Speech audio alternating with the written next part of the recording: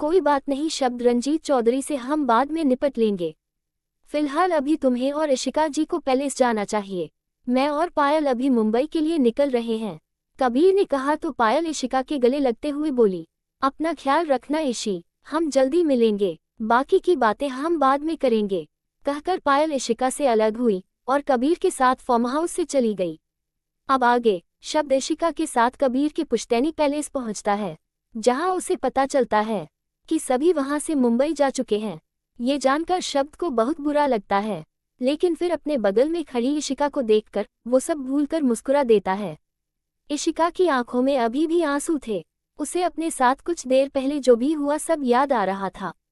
उसकी शब्द से शादी, घर वालों के सवाल, उनका इस शादी को अस्वीकार करना, उसे अपनी बहू मानने से इनकार करना, फिर उसके शव का उसे वहां से लेकर जाना, सब कुछ याद आ रहा था।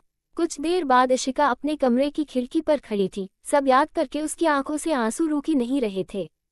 तभी इशिका को अपने पेट पर किसी के 2 हाथ महसूस होते हैं।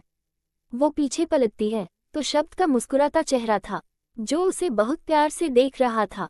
इशिका उसे गुस्से से धक्का देकर खुद से दूर कर देती है। दूर रहिए मुझसे आप, इशिका गुस्से से बोली। उसकी आंखें बार बार भरी आ रही थी। इशी, क्या? शब्द आगे कुछ बोलता उससे पहले ही इशिका गुस्से से, झूठे हैं आप, आपने मुझे धोखा दिया है, आपने ये शादी मुझसे धोखे से की है। इशिका गुस्से से बोलती जा रही थी। आपकी वजह से आज पायल ने अपना प्यार खो दिया, उसने आपको खो दिया और आपकी वजह से मैंने उसे खो दिया, अपनी दोस्त को खो दिया। अब बताए कैसे सामना करूंगी मैं उसका? वो तो मुझे अब अपनी दोस्त भी नहीं मानेगी। जगजीत अंकल, उन्हें देखा था आपने, किस तरह से टूट गए थे वो, देखा था, खुद से नजरें तक नहीं मिला पा रहे थे, वो भी आपकी वजह से, सिर्फ आपकी वजह से। बोलिए क्यों किया आपने, ऐसा क्यों किया? इशी मेरी बात सुनो, शब्द उसके नजदीक आते हुए बोला। उसने अपने दोनों हथेली में इशिका का चेहरा भर लिया। कुछ नहीं सुनना मुझे, बस दूर रहिए मुझसे, कहकर इशिका वहां से चली गई। शब्द उसे बस जाते हुए देखता रहा। अगली सुबह शब्द इशिका के साथ राठौर पैलेस के दरवाजे पर खड़ा था, जहां सब लोग उसे और इशिका को गुस्से से देख रहे थे।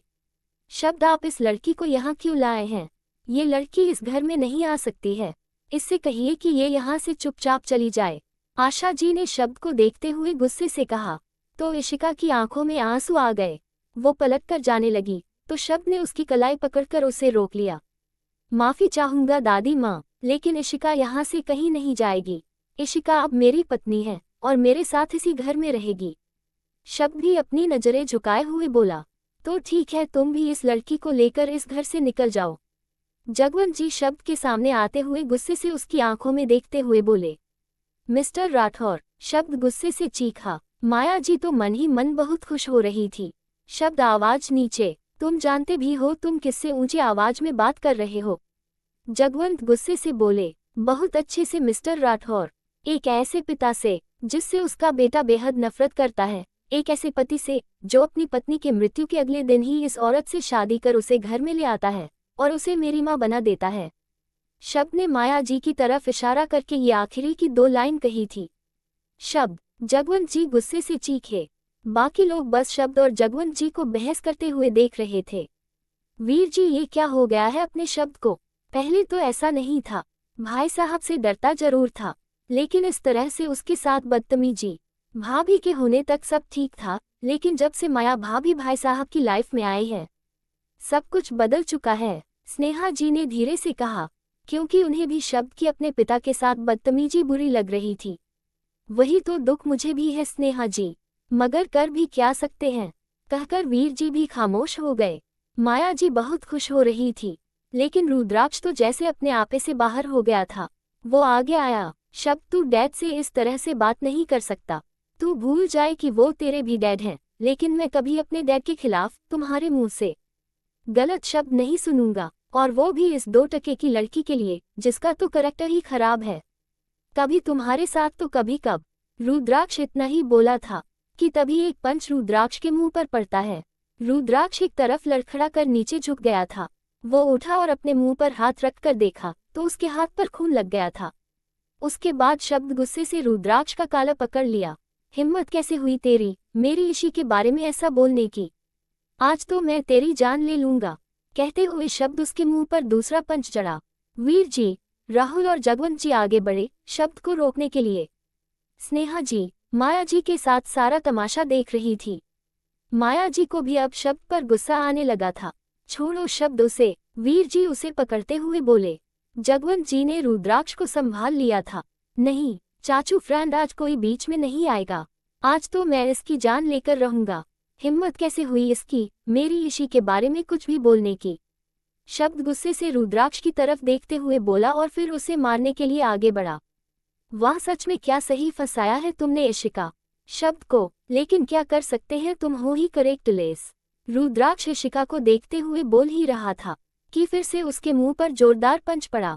शब्द ने फिर से उसे मारा था, लेकिन रुद्राक्ष भी कहाँ कम था, वो भी उसका जवाब अच्छे से दे रहा था। इशिका दरवाजे पर खड़ी बस सब कुछ होते हुए देख रही थी। तभी, बस कीजिए आप सब, आशा जी गुस्से से चीखी। फिर इशिका की तरफ बढ़कर, देख रही हो तुम कि कैसे तुमने इस घर के दहलीज पर कदम रखते ही कैसा कलेश करवा दिया। दोनों भाइयों को आपस में लड़वा दिया, घर में फूट डलवा दी, और अब भी बेशर्मों की तरह यही खड़ी हो। अगर अब भी तुम में गैरत बाकी हो तो चली जाओ यहाँ से, चली जाओ। आशा जी ने कहा तो इशिका की आंखें बंद हो गई। उसकी बंद आंखों से आंसू बहने लगे। नहीं दादी माँ, इशी यहाँ से नहीं जाएगी, वो यही रहेगी इसी घर में, कहकर शब्द इशिका का हाथ पकड़कर उसे घर के अंदर ले आया और उसे ऊपर अपने कमरे की तरफ लेकर चला गया। दूसरी ओर रघुवंशी मैंसन पायल कबीर के साथ उसके मैंसन के बाहर खड़ी थी। कबीर का मैंसन बाहर से काफी खूबसूरत था। कार से उतरते ही पायल अपने चारों तरफ देखने लगी। अगर अपने घर को देख लिया हो तो क्या हम अंदर चलें, क्योंकि अब मुझसे रुका नहीं जा रहा है। कबीर पायल के कान के पास आकर शरारती अंदाज बोला, फिर उसके कान पर हल्के से किस करके अलग हो गया। कबीर के किस करते ही पायल, जो कबीर के मैंसन को देखने में खोई हुई थी, पलटकर कबीर को देखने लगी। लेकिन फिर कबीर की बात का मतलब समझते ही उसकी आंखें फैल गई। जंगली, तुम बहुत बेशर्म हो, कहकर पायल पलटकर खड़ी हो गई। शर्म से उसके गाल गुलाबी होने लगे। कबीर पीछे से पायल को अपनी बाहों में भरकर उसके कान में धीरे से बोला, मैंने तो अंदर चलकर आराम करने को कहा था, तुमने क्या समझा, कहकर कबीर ने पायल की गर्दन पर अपने होंठ रख दिए।